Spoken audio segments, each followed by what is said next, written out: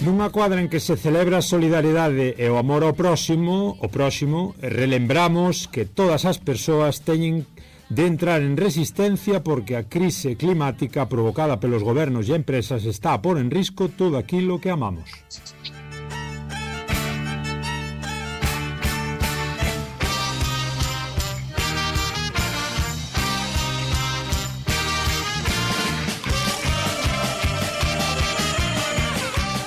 En Valencia, despois dunha catástrofe que matou 250 persoas, como se pode celebrar o Natal en paz cos entes queridos e a comunidade? E no Río Grande do Sul, despois da catástrofe que este ano matou centenas de persoas? A mellor prenda de Natal que alguén pode dar é entrar en resistencia climática hoxe para protexermos todo aquilo que está a ser ameazado sob a crise climática nunha guerra que gobernos e empresas declaran ás persoas e á natureza. Inscríbete na formación en resistencia climática no día 14 de decembro.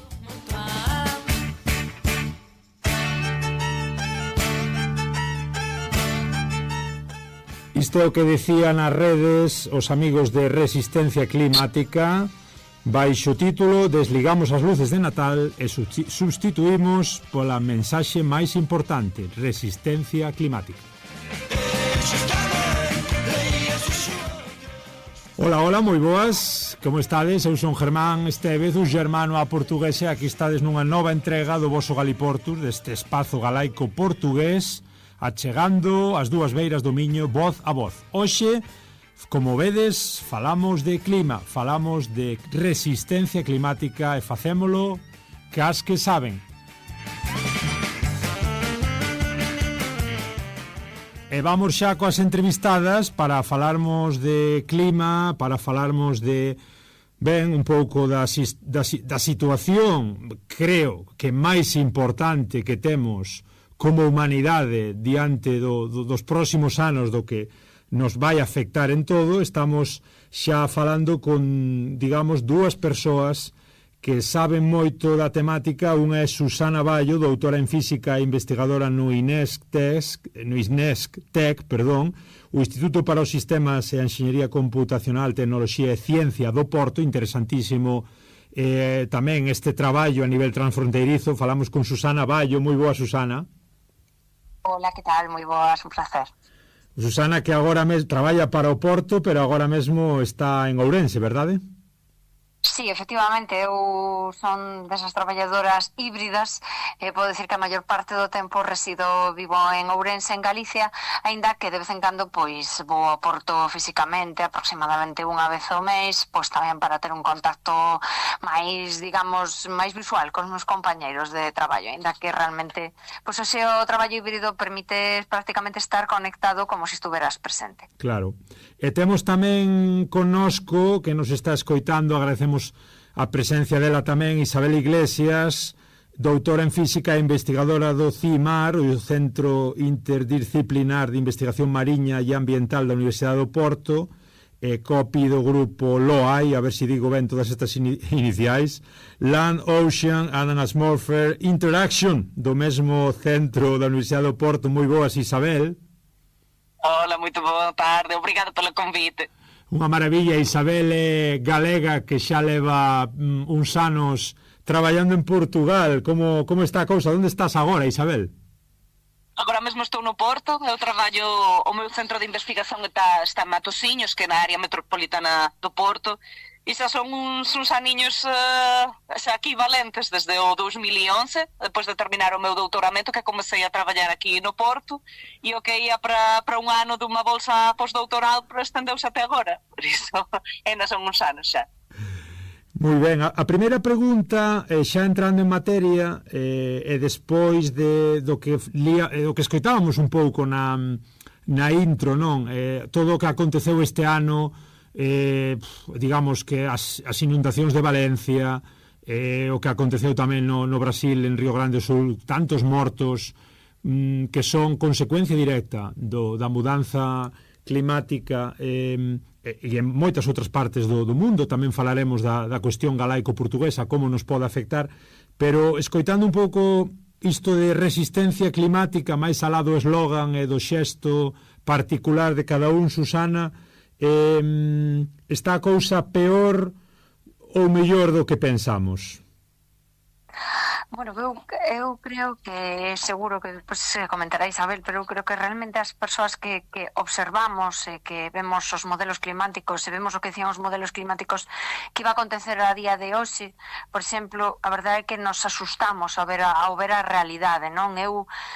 A min personalmente angustiame bastante ver o que está sucedendo, ver o que está acontecendo, o da Dana, pois é un exemplo, pero temos moitísimos exemplos a diario, na nosa vida cotía. Eu creo que tanto en Portugal como en Galicia aquí, podemos observar as temperaturas do mes de novembro, que foron temperaturas realmente atípicas. Eu vin aquí en Ourense a segunda colleita de peras nun peral, vin flores no mes de novembro, case decembro, que nunca na miña vida vira. O sea, hai unha resposta do entorno a un cambio alucinante, a un cambio que xa creo que nin os modelos nos seus peores escenarios hai anos daban esta posibilidade. Entonces estamos para min medrando dun xeito tan exponencial esta crise climática que realmente asusta cando un pensa nela. Agora temos o de Valencia e que a realidade é que nos golpea día a día. Eu lembro que eu comecei a divulgar o tema do cambio climático no ano 2008. E cando eu quería falar de eventos e de efectos, eu falaba dos Estados Unidos, pero que agora só teño que abrir a ventana da miña casa e podo velos directamente, non? Como decía, pois en Ourense, con esas temperaturas extremas no verán, ou con esas dúas colleitas de perares en agosto e segunda colleita no mes de novembro. O sea, realmente asombra a realidade que nos rodea. Non sei que opinará Isabel, pero seguro que é bastante parecido ao meu, non? Como é o teu titular, Isabel? É moito parecido, non mudan moitas as coisas, só que eu sempre gosto de facer, tanto cando dou entrevistas como cando falo con os meus alumnos, unha pequena nuance, e é distinguir unha coisa que se denomina de variabilidade climática, ou sexa, nós nen todos os anos son xubosos, nen todos os anos son quentes, nen todos os anos nos son fríos. Ou seja, existe unha certa variabilidade dependendo do noso clima, do noso estado dos nosos mares, etc. E iso é un facto, ou seja, temos anos máis quentes e outros menos quentes. O que o problema é que agora estamos a ver que esa tendencia de anos máis quentes está a aumentar, ou seja, estamos a ter eventos extremos moito máis frecuentes do que eran, e eventos que anteriormente tiñan unha certa forza, que agora aínda esa forza está máis incentivada, ou seja, son moito máis virulentos, acaban por ter moito máis impactos na populación, e como dice a Susana, tamén comezamos a ver o frío só veio a 2 días, eu visto os casacos de inverno a 2 días aquí no Porto, mas a 2 semanas atrás quase podía ir sen casaco porque non precisaba deles. Ou seja, esos sinais están aí e móstranse aos ollos de todos, e só non os ve que non os quere ver. Isto de non velo venme un pouco á cabeza, Susana, a película, o filme de hai uns anos de Don't Look Up, penso que era Non mires arriba, a traducción, a película esta de DiCaprio, falando un pouco deste negacionismo no que estamos metidos, non? Desta ignorancia suprema donde non queremos ver o que nos ven por riba. Non sei se é isto que comenta Isabel tamén o ves tú, non? Esta cuestión. Sí, bueno, eu concordo con Isabel perfectamente, pero o certo é que, claro, van pasando os meses, o que di Isabel, van pasando os meses, van pasando os anos, e cada mes que pasa é un mes máis cálido. E cada vez que levamos varios anos, eu acho que levamos como 3 anos, xa nun crecemento bastante importante de temperatura, e, bueno, Isabel que sabe moito máis do mar, pois do mar tamén, e o certo é que é complexo entender cando ves xente que non admite isto, ou cando ves negacionismo por todos lados. Eu, o de Don't Look Up, a película de Non mires arriba, eu hai días que me sinto así, en plan, esperando a caída do meteorito, todo que che rodea que parece que dice que non pasa nada, e que non somos capaces de reaccionar ata algo tan importante como é a supervivencia nosa no planeta, porque eu estou convencida que o planeta vai seguir aí, pero o noso xeito de vivir ten que mudar, porque senón vai nos mudar a nós, o planeta, realmente. O sea, é unha cuestión de que ou reaccionamos ou isto leva a unha tendencia realmente preocupante, non? Sobre todo se estás todo o día nesto, a verdade que ao final é moi preocupante a situación. O outro día, Isabel, vía unha penso que nas redes, unha caricatura da comunidade científica reunida, pois non sei se no dibuixo había, pois, ponlle 100 científicos falando na mesma onda, dicindo o mesmo, na mesma liña, pois que isto está todo moi mal digamos que esa comunidade científica non está sendo escoitada. Do outro lado había unha persoa en frente desa comunidade que dicía, bueno, que comentaba, eu non vos creo e creo máis o que di aquí un negacionista de YouTube. Resulta frustrante do lado científico tantos anos de investigación, tantos resultados que están á vista e que non se acabe de facerlle caso a quen realmente sabe. Depende da comunidade con a que entres en contacto.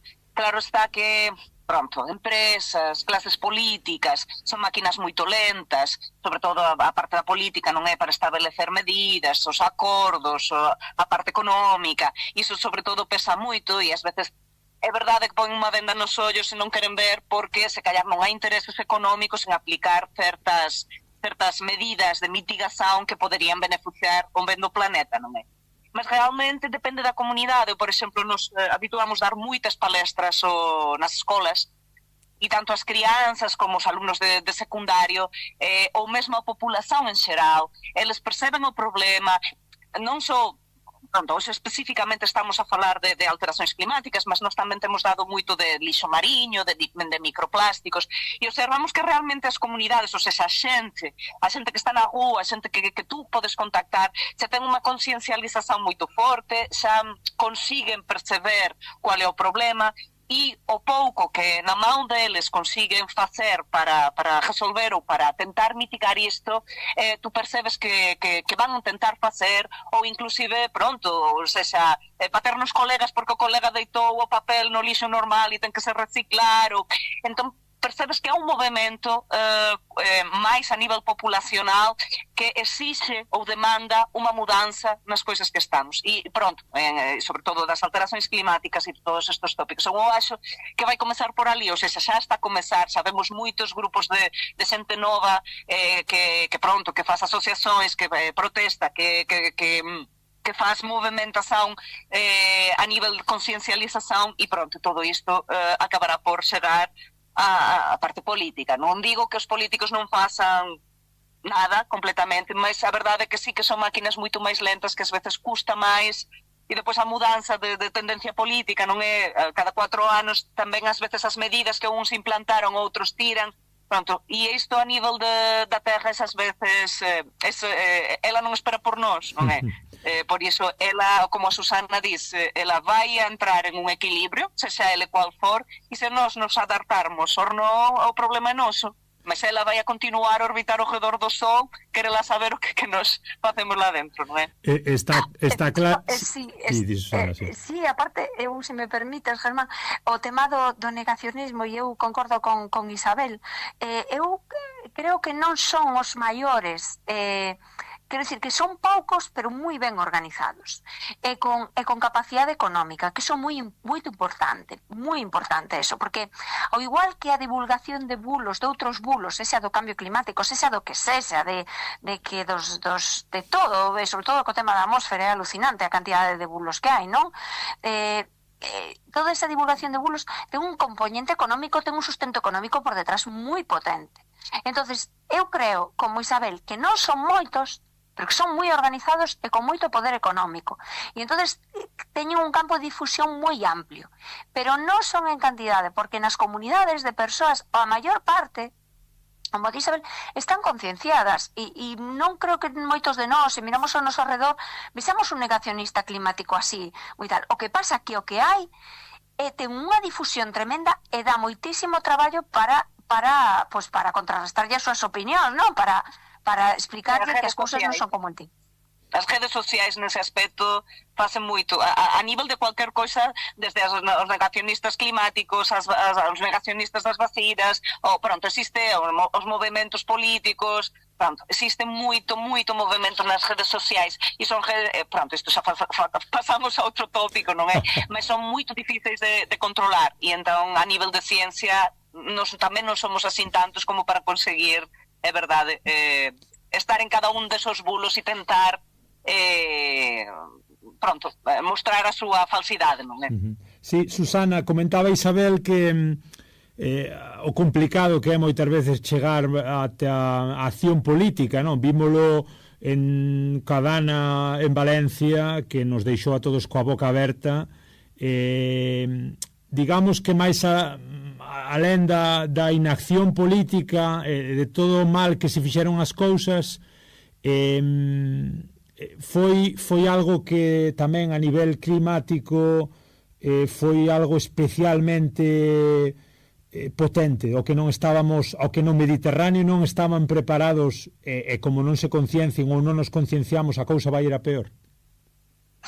Bueno, a ver, aí hai varias cuestións. Primeiro, e quizáis o máis importante é que hai unha cuestión no tema da mudanza climática que nos temos que ir acostumbrando a que vai chover de xeito diferente. É dicir, podemos almacenar máis vapor de auga na atmosfera porque temos unha atmosfera moito máis quente e cando chova vai chover con moita máis intensidade. É dicir, vai poder caer moita máis cantidade de auga en un tempo máis pequeno, que foi exactamente o que pasou en Valencia. E ademais é que en Valencia coincidiu que a maior parte desa chuvia caeu nunha zona moi poboada. Foi algo exagerado. Estamos falando de lugares onde en 12 horas se cumpliron os 400 litros por metro cuadrado. É unha barbaridade, eso é tremendo, eso non en ningún sitio a terra é capaz de absorber tremenda cantidade de auga, sexa o que sexa. Entonces, realmente cando vemos isto da dana, os seus efectos e demais, temos que pensar que non só é unha condición de que vai a mudar o clima, senón tamén de onde afecte e tamén as zonas como son construídas, porque hai zonas como onde está, aínda que xa se fixera algunha actuación, en caso dunha riada non estaba previsto, eran zonas inundables e a poboación tampouco tiña coñecemento. É dicir, a realidade política, como di Isabel, tamén moitas veces vai moi por detrás, vai moi lenta e non actúa ca suficiente rapidez ao que deber actuar. É dicir, estamos nun momento de cambio moi importante con consecuencias que estamos vendo moi dramáticas e hai que actuar e hai que repensar e hai que estar preparados para isto. É dicir, temos que urxe adaptación climática, non? Sí, na cuestión climática, digamos, no teu perfil, Isabel, digamos que estás máis vinculada coa investigación mariña e ambiental. Hai un tema que penso, bueno, hai moitos que para a opinión pública non están por riba da mesa, non somos conscientes. Digamos que podíarnos explicar un pouco a cuestión das correntes tamén, porque digamos que si estamos sabendo que se hai unha alteración na corrente clásica do Atlántico, é dicir, a corrente que fai que, por exemplo, as Rías Baixas teñen o clima que teñen e Nova York, que está enfrente, pois teña un clima totalmente diferente. Se esta corrente se altera, como parece que pode ser o caso, as consecuencias poden ser catastróficas.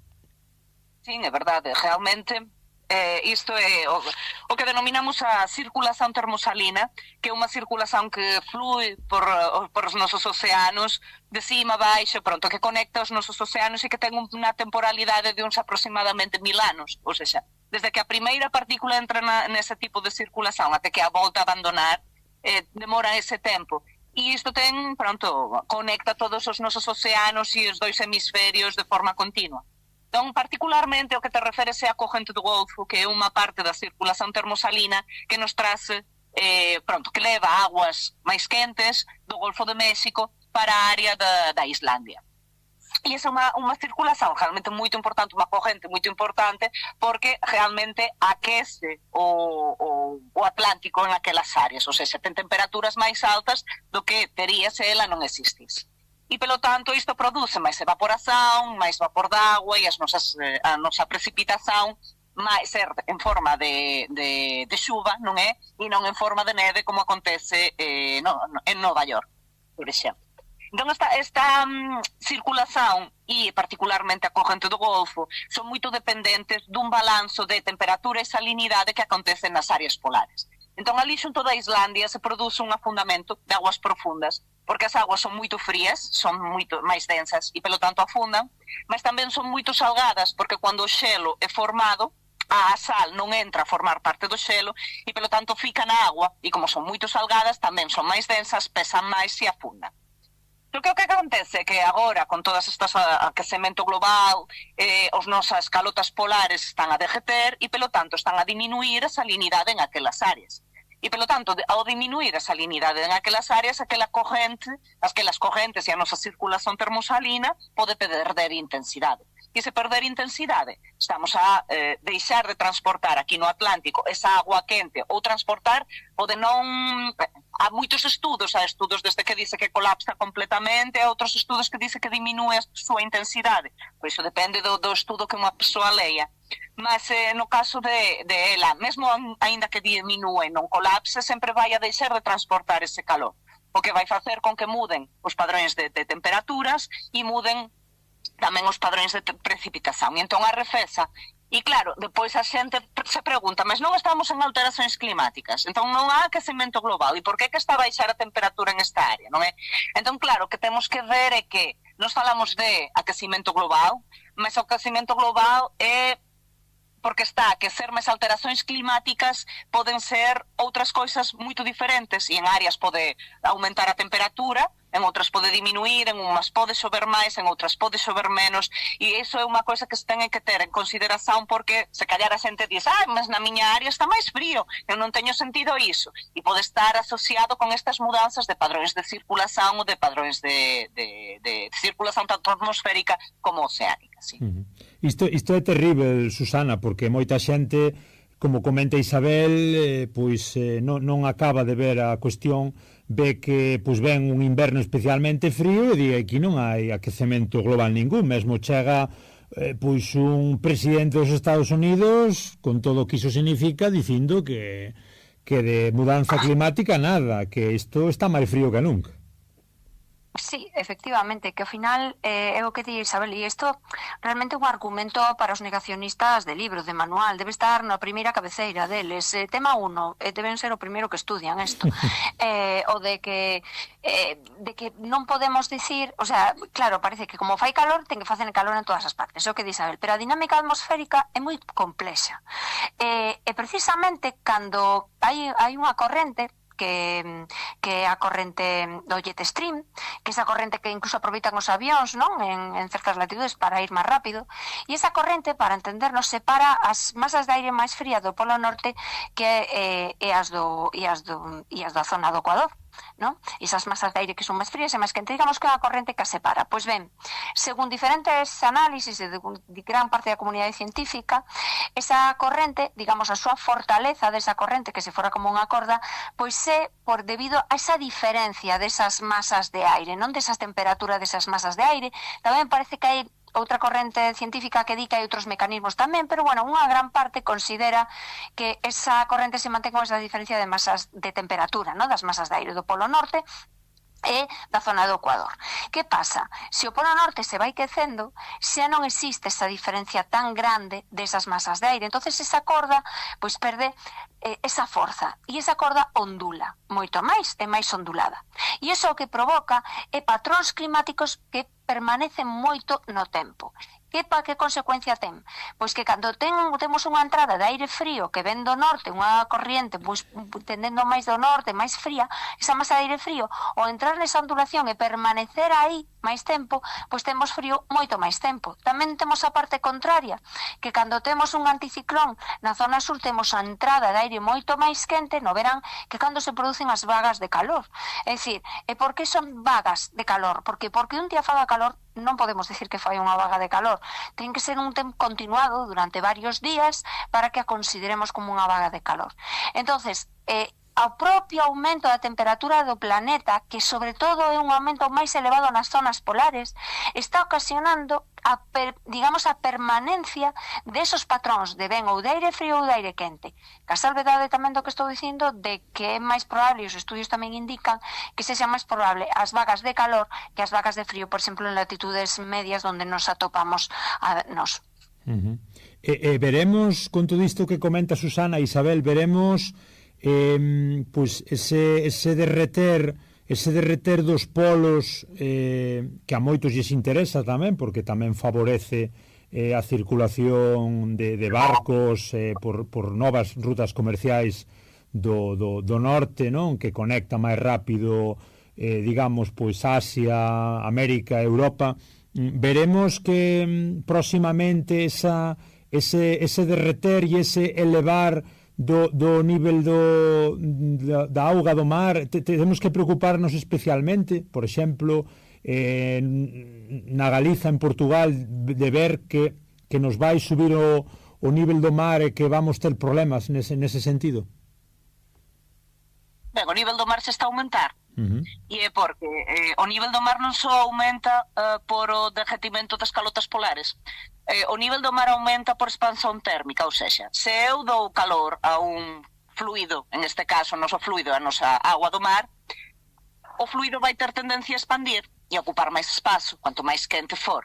Entón, grande parte do aumento do nivel do mar ven diso, ven de nos estar a aquecer máis os nosos océanos e eles, pelo tanto, expandirse, porque estamos a pensar que son miles de millóns de litros de agua, e entón eles se van a expandir, comezando pela superficie, que é onde reciben a radiación solar. E máis esta é máis unha componente moito importante da expansón, do aumento do nivel do mar. Mas tamén existe a parte do derretimento das calotas polares, que tamén é máis unha componente que afecta a ese aumento do nivel do mar.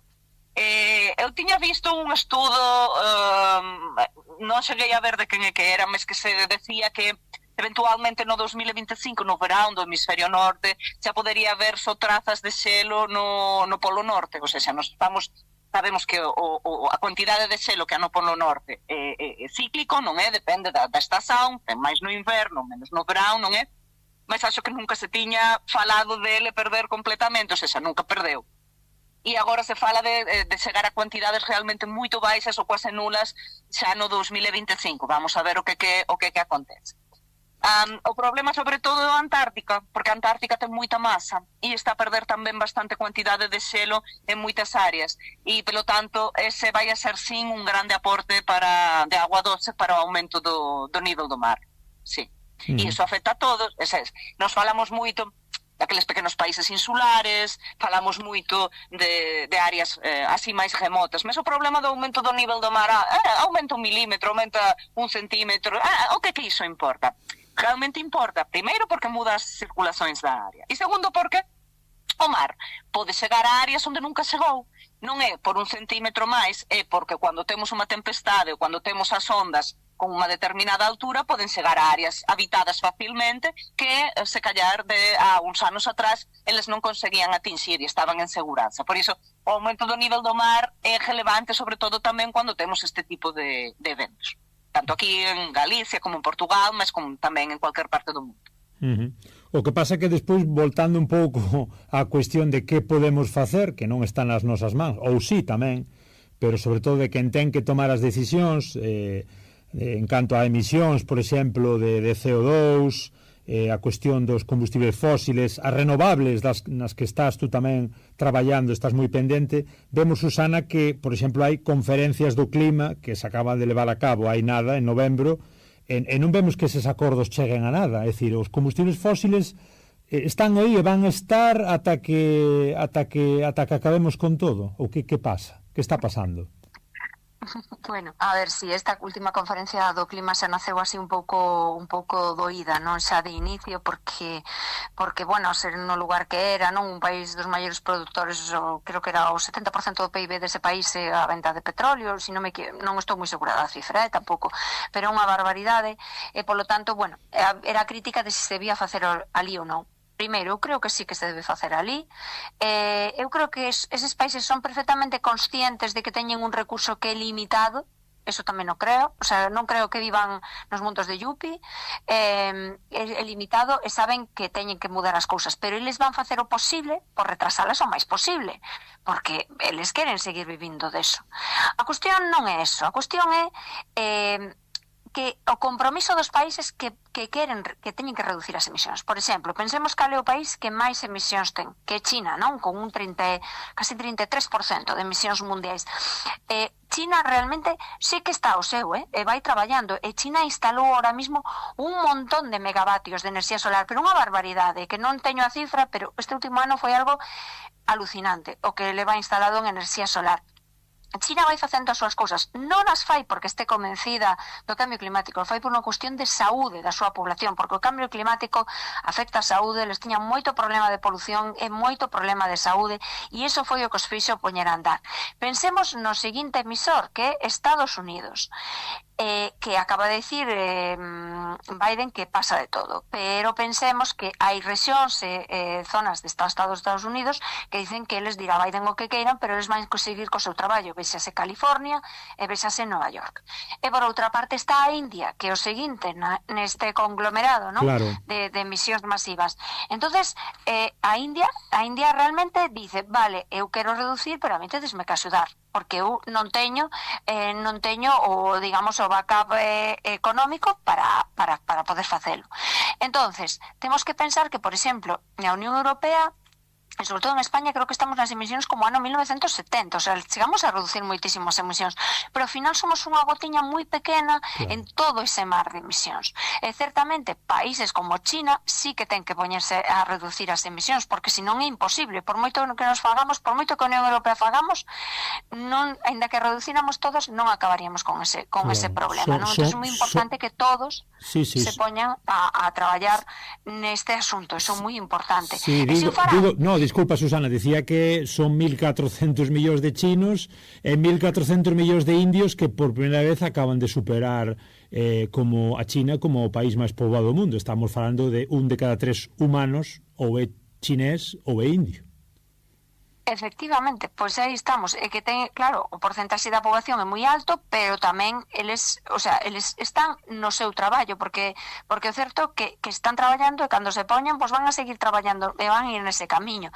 Pero tamén hai que pensar que a transición tamén ten un punto económico moi importante e eu creo que os países que non a inicien ao longo prazo van a quedar atrás. O sea, van a quedar atrás porque o petróleo é algo que vamos ter, xa non porque se acaben, sino porque isto vai ter un punto de inflexión, o sea, non podemos seguir así como estamos. Entonces, eu creo que por unha parte hai intereses económicos xa na transición e polo tanto que tamén fan e que dan un ánimo de esperanza, non? A decir, pois isto se pode facer e pode cambiar, porque tamén o que non podemos facer é pensar que xa está todo perdido, porque iso tampouco nos leva a ninguna parte, non? Como se ve esa transición da que fala Susana, como se ve aí no Porto, Isabel? Que investigacións hai que se están levando a cabo aí no CIMAR tamén? Que novidades, que perspectivas, como afrontades tamén estas cuestións? E Portugal foi sempre un país no que apostou nas renováveis. Sempre houve instalación masiva de aeroxeradores e sempre para tentar procurar un bocado autosuficiencia, porque Portugal sempre comprou enerxía afora. Entón, a forma que eles tiñan, un país con moita costa, un país con relativamente altos niveis de vento, sempre se investiu un bocado niso, non é?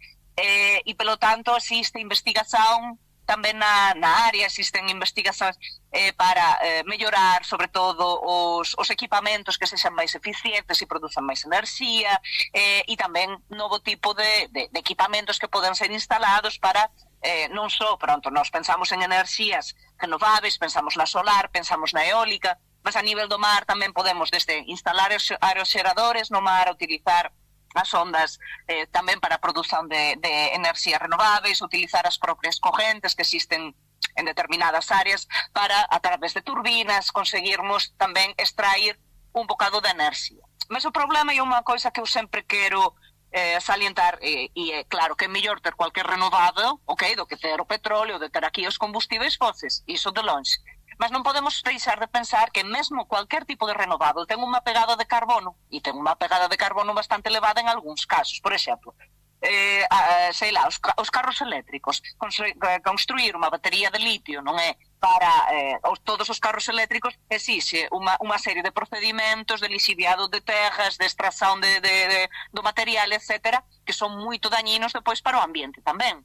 A pegada de carbono de un aeroxerador, cuántos camións é que nos precisamos para transportar aquelas enormes pás, aqueles motores, que tipo de material é que está dentro dos motores, eles teñen un imán de neodimio, que para o fabricar tamén é preciso unha serie de procesos, ou seja, por moito que nos queramos, e aínda que sexa moito mellor que os combustíveis fóseis, mas todas estas enerxías renováveis tamén teñen un impacto. E, polo tanto, isto ten que surxir tamén un bocado de nós propios, ou seja, claro que todos nós queremos ter o último computador, todos nós queremos ter o último telemóvel, non é? Mas tentarmos pensar se o consumo desas coisas realmente faz parte, ou precisamos realmente diso, porque claro, cuanto máis telemóveis eu compre, máis materiais eu vou precisar, máis vou aumentar a miña pegada carbónica. Cuanto máis electrodomésticos eu teña en casa, máis vou gastar enerxía, máis vou aumentar a miña pegada carbónica. Entón non é só a mudanza para as enerxías renováveis que precisamos, efectivamente, mas senón tamén tentar facer unha mudanza nos nosos padróns de consumo para reducir o noso consumo enerxético. Susana, tú estás traballando aí na cuestión das renováveis, como ves o tema? Que posibilidades hai tamén? Galicia está moi de moda falar de comunidades enerxéticas, hai moito problema, digamos, ou hai moita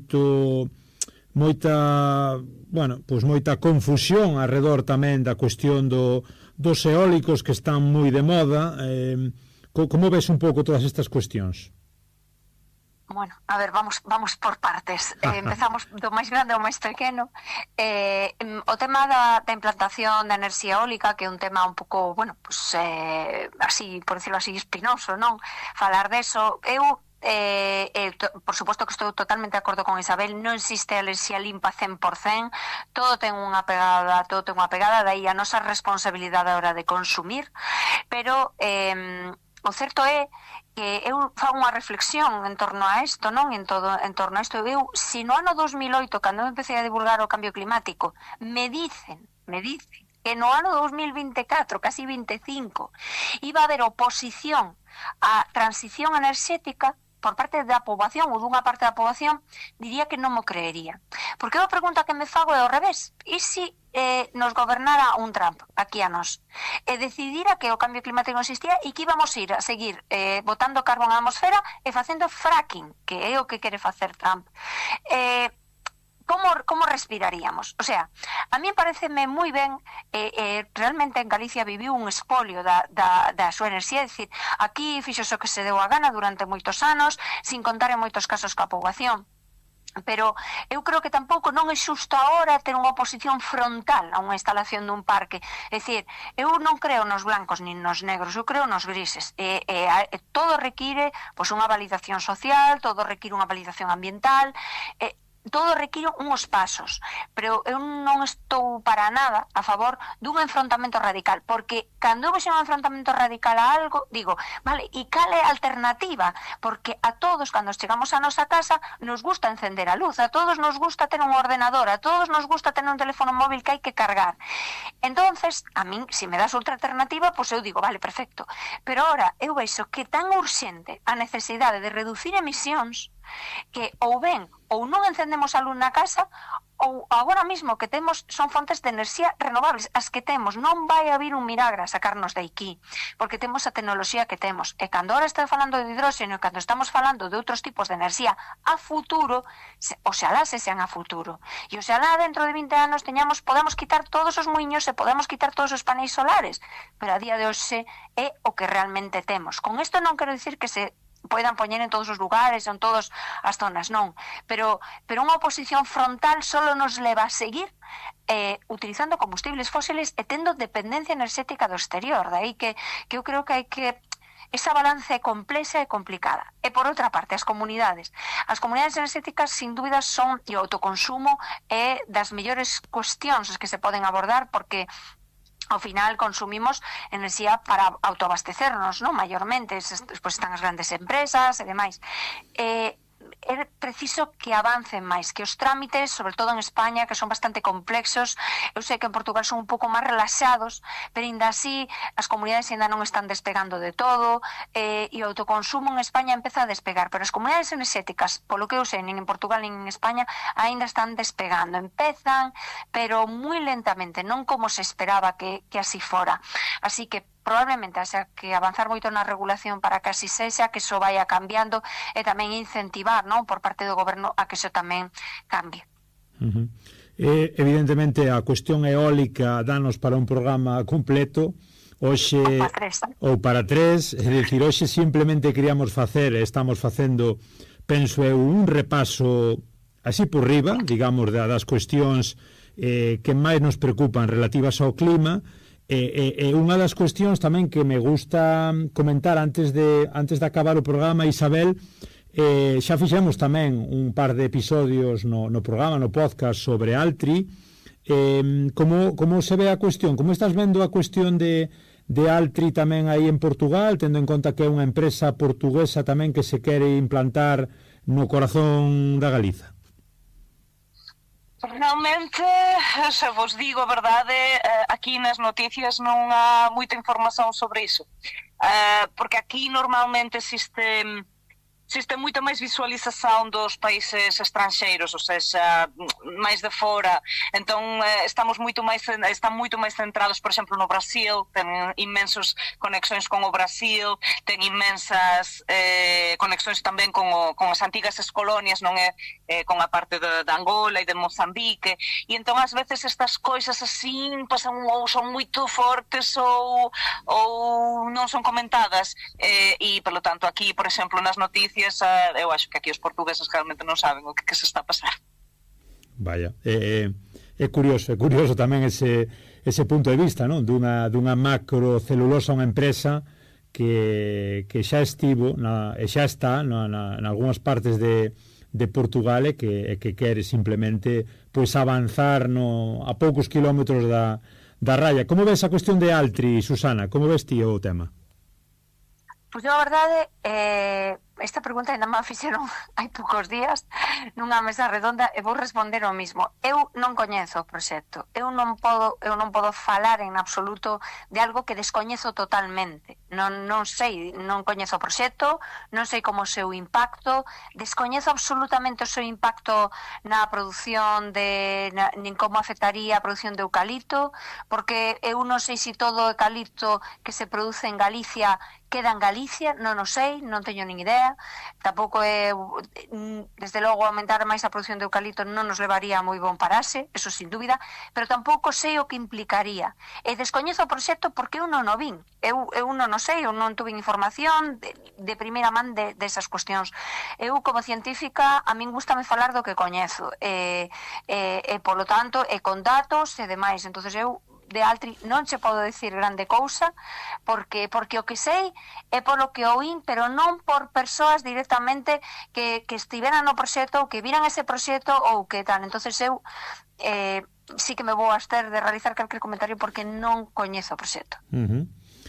Cos dados dos que nos fala Susana, Isabel, xa vou acabando, cos dados que como científicas pois vos reafirmades un pouco no coñecemento, cos dados científicos na man, cales dirías que son os tres aspectos do clima dos que nos temos que preocupar? Ou dito de outra maneira, que dúas, tres cousas, que dúas, tres situacións, que dous, tres aspectos cada noite ou cada semana non os das tirado da cabeza porque che parecen máis preocupantes?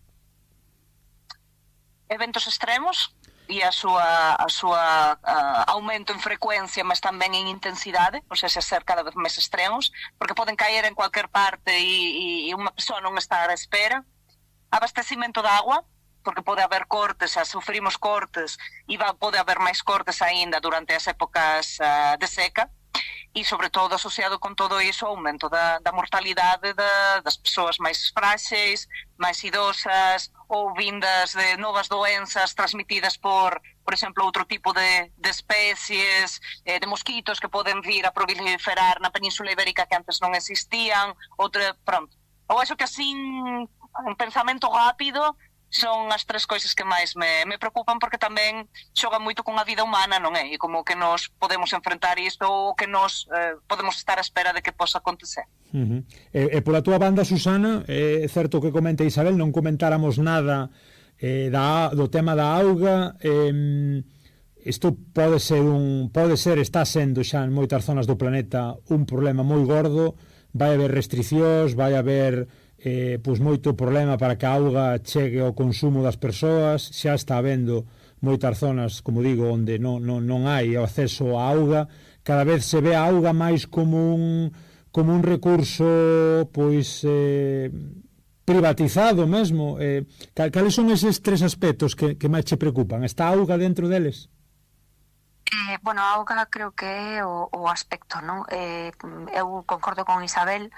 A auga, pensemos na cantidad de conflitos bélicos que hai agora mesmo no mundo nos relativos á auga. Hai xente que está invertindo en auga realmente, en moitos conflitos bélicos, pois a maneira de xestionalos é prohibindo a aprobación á auga, eliminando tanques de auga, é dicir, ademais da propia carestía. É dicir, por unha banda, os conflitos xestionanse eliminando esas fontes de auga a poboación, e por outra, entranse en conflictos por a carencia de auga en determinadas zonas, persoas que teñen que irse a vivir a outras zonas porque non teñen auga. A auga é un gran xerador de conflictos, ademais de esa carencia e esas enfermedades. Pensemos que tras os eventos extremos, como pasou en Valencia, un problema foi a auga, é dicir, poder ter auga potable, e as enfermedades que conlevan esa, a non potabilidade desa auga, non? Que se viviu xustamente en Valencia. Eu estou de acordo con ela. Por engadir algo, diría a preocupación tamén do sistema alimentario, é dicir, o que falábamos desos cambios, desas mudanzas que estamos tendo na precipitación, na humidade, esos eventos extremos, e esos cambios o que fan é que esas colleitas que tiñamos antes en determinadas épocas ahora estén moi variadas, e polo tanto xa vai tamén ter unha dificultade. O alimento final está todo moi relacionado porque influe moitísimas cuestións que son vitais para nós, non? E para acabar tamén, evidentemente, co voso campo académico, contanos un pouco, Isabel, se nos podes dicir en que aspecto, digamos que estarás en moitos frentes, mas que investigación, que pesquisa, que proxecto no que estás metido agora é o que máis ilusión depositas? Contanos un pouquiño aí do teu plano máis persoal.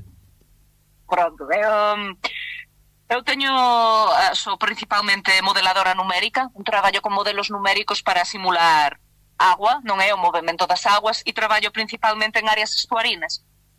Entón, nos temos vindo a participar en 2 proxectos europeos moito importantes. Primeiro foi o Maelstrom e agora é o Inspire, que son proxectos que o que queren non é tanto alteracións climáticas, ok, mas é lixo mariño.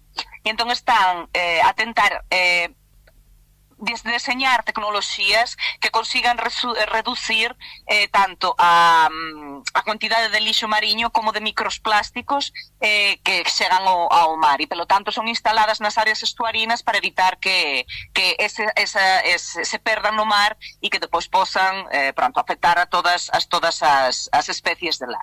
E pronto, ten sido uns proxectos moito bons, moito multidisciplinares, onde temos aprendido moito os uns dos outros, porque participamos desde físicos, enxeñeiros, biólogos, ecotoxicólogos, facemos análisis de cuantidades de microplásticos, vamos ao campo, vestimos as galoxas, vamos de barco, pronto. Ten sido moito activos. Depois tamén teñen unhas componentes moito importantes de conciencialización coa comunidade, de falar con as partes interesadas, tentar chegar aos políticos, tentar chegar ás escolas e mostrar a importancia deste tipo de solucións e de facer alguma coisa, en este caso máis asociada con o lixo mariño e quais os impactos para o ambiente. Pronto, e son os dois proxectos así agora nos que un está quase a termina este ano, que é o Maelstrom, mas o Inspire ainda temos uns anos pela frente para facer máis coisinhas. E tú, Susana, contanos un pouquiño, descúbrenos algo dos teus proxectos, xa me comentabas o tema das comunidades enerxéticas, das renováveis, dinos un pouco, sí. Sí, eu estou con un proxecto nacional dentro da transición enerxética en Portugal, no cal, bueno, pues elaboramos modelos de comunidades enerxéticas, ¿no? Modelos de negocio e un pouco como se distribúe a enerxía, ¿no? Nas comunidades, que parece un tema que é moi fácil, pero é realmente un tema bastante complexo. E por outra parte, tamén vamos a arrancar agora un proxecto europeo, xa de varios anos, nos cales pues, temos que traballar para elaborar o que se chama un Excellent Hub, que como a maneira ou o xeito, digamos, crear esa idiosincrasia para favorecer o crecemento das comunidades enerxéticas, sobre todo en zonas onde son máis precisas, onde existe poboación con maior risco de pobreza, tamén onde existen gaps de enerxía, é dicir, onde non se cubre ou chega a enerxía, é dicir, elaborar todo un paquete, por así decirlo, no que para que faga prosperar as comunidades enerxéticas. E eu tamén sigo colaborando ca Universidade de Vigo. Estou no proxecto ODEON, que é un proxecto financiado por o Goberno de España, e nese proxecto pois traballamos, xa hai un cambiar moito, porque digamos que a miña área máis da atmosfera, e aí o que estamos mirando como afecta, digamos, xeoenxeñería, a evolución dos aerosois, no caso de que se quixera explorar con xeoenxeñería, é dicir, como se emite ese aerosois á atmosfera, pois que consecuencias ten, non? Nas enerxía solar, por exemplo, ou estas cuestións. Nese proxecto tamén ando implicada. A última, evidentemente, non me resisto, podía ter sido no inicio, mas vai no colofón, no final. Sabedes que este é un programa galaico-portugués e o plano cultural, a pesar de que tocamos todo tipo de temáticas, pois é importante, evidentemente, entre galegos e galegas e portugueses e portuguesas. Como é para Isabel traballar en Portugal, xa levar estes anos todos nese plano afectivo, cultural, de integración? Como estás, Isabel? Como ves a cuestión? É como estar en casa. Realmente non, os portugueses daqui do norte e os galegos somos moito parecidos en termos de tradición, en termos de comida, en termos de música popular. Há moitas coisas que son en común. Claro que existen tamén diferenzas, é normal, mas non son así tan fortes. Eu, pronto, xa son moitos anos aquí e sempre me sentí como en casa. Faltame un bocado as cervexas ao sair do traballo, non é? As nosas tapas, as nosas razóns, mas do resto, sinceramente, a diferencia é pouca e en termos culturais somos moito parecidos. Eu entendo, eu xa teño dupla nacionalidade, por iso. E tú, Susana, como vives un pouco a cuestión aí a cabalo entre o Porto e Galiza? Que xa te sintes máis da baixo ou da riba do Miño? Bueno, non, eu síntome da riba do Miño. Isabel leva xa moitos anos vivindo ali. Eu aparte, como estou prácticamente en Ourense o 90% do tempo, pois o certo é que eu estou aquí e demais, pero eu podo dicir que eu estou encantada cando vou ali, cas costumes, cas tradicións. O que dice Isabel son moito parecidas. A min o portugués é un idioma que me encanta, que disfruto cando estou cos meus compañeiros, disfruto aprendendo, xa vou, bueno, pois xa hago esa mezcla a veces sin querer, medio galego, medio portugués, que vou mezclando. E a verdade é que eu estou... galego non consigo falar, por iso que... Claro, pero pero sí que eu xa vou introducindo palabras a veces, unhas veces querendo, outras veces xa sin querer. Eu estou encantada porque eu, para min, bueno, e os meus compañeros ali son unhas persoas estupendas que un gusto traballar con eles, e no cultural, pois no tempo que estar ali con eles, a verdade é que son moi parecidos con nós. Eu diría que ainda máis, que celebran ainda máis con comida a calquera cousa. Eu diría que ainda máis, Isabel, non sei como isto, pero eu creo que ainda máis. Sí, Isabel. Sí, preguntábache, Susana, que como ves a cuestión. Sí, non, aquí, pronto, a nada, estamos a xantar por aí, sí, non sei que, é así, eles teñen uns hábitos, era o que eu comentaba, teñen uns hábitos distintos, ou sea, esa saída de traballar para ir a casa é máis familiar, non ten aquela coisa de, vamos combinar unhas cervexas logo a saída e demais, pronto, mas sempre é fácil, para nós os galegos integrarnos aquí en Portugal, no norte de Portugal, é relativamente simples, porque existen moitas presencias e pronto, é xente moito boa, eu gosto moito de cá estar. Pois parabéns o primeiro, antes de nada, pola paciencia que tivestes, parabéns tamén a nivel cultural polo voso galaico portugués, cada unha co voso sotaque, co vosa maneira de falar, foi unha conversa super entretida, e parabéns tamén a Susana e Isabel Susana, polo voso traballo como científicas e por este breves minutos, que non foron tan breves, nos que falamos un pouco de cuestións relativas ao clima, tendo, bueno, pues breves pinceladas do que é a actualidade máis dura e do que nos pode deparar o futuro se non tomamos medidas. Graciñas, obrigada Susana e obrigada Isabel. Obrigada, Neus, por o convite. Pois eso, obrigada. Un placer. Un placer tervos aquí as dúas. Ata a próxima. Chao. Chao. Ata a próxima. Chao. Escoito Galiportus cada semana en Radio Illariz 107.2 de FM os sábados de 12 a 1 e redifusión sábados ás 10 da noite e luns ás 6 da tarde. Tamén nos súa emisión online en as emisoras da Coac FM Coruña. Se prefires, tesnos nas plataformas en iVoox, Spotify, Apple Podcast, Podgalego, Deezer e tamén no YouTube. E non esquezas seguirnos nas redes, enviarnos calquera dúbida, proposta ou queixa a galiportuspodcast@gmail.com.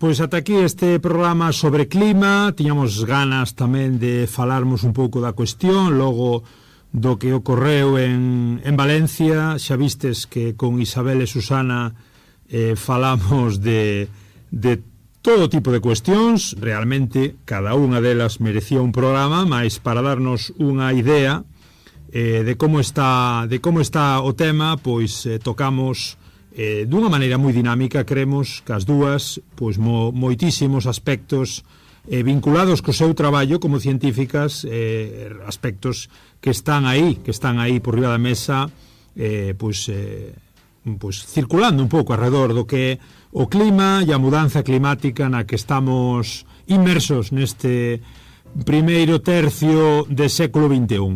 Mais nada, agradecervos a vosa presenza, que chegarades escoitándonos ata aquí, que nos sigades, que nos apoyedes. Hoxe marchamos, vamos embora cunha música da nosa querida MX Pérez, Ese barco á deriva. Chao, obrigado, ata a próxima. Porque ás veces pecho os ollos, penso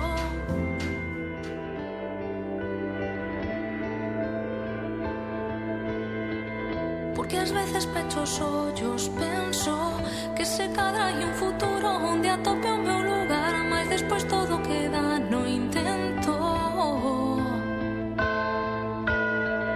Non falo só do meu desespero, xeración barco a deriva nunha noite sen final, porque ás veces pecho os ollos, penso que nada cambiará. Que nada cambiará.